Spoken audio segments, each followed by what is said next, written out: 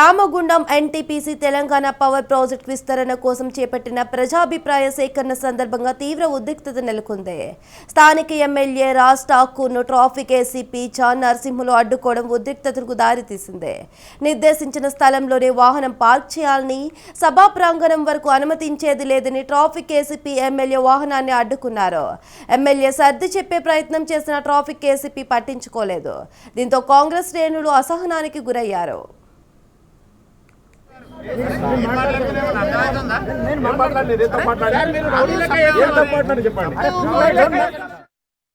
తన వాహనాన్ని ఆపింది ఎవరంటూ కారు దిగి ట్రాఫిక్ ఏసీపీపై ఎమ్మెల్యే రాజ్ ఠాకూర్ విరుచుకుపడ్డారు. తన నియోజకవర్గంలో ఎన్టీపీసీలో ప్రజాభిప్రాయ సేకరణ సభకు వెళ్తుండగా ఏసీబీ అడ్డుకోవడంతో కాంగ్రెస్ శ్రేణులు ఆగ్రహం వ్యక్తం చేశారు. ఏసీపీ జాన్ నరసింహులను నెట్టేసి దాడికి దిగడంతో ఉద్రిక్తత నెలకొంది. పోలీసుల తీరుపై సీఎం రేవంత్ రెడ్డి ఫిర్యాదు చేస్తానని ఎమ్మెల్యే రాజ్ ఠాకూర్ తెలిపారు. పోలీసు ఉన్నతాధికారులు చేరుకుని ఎమ్మెల్యేకు రూట్ క్లియర్ చేయడంతో సమస్య సద్దుమణింది. మాట్లాడతాను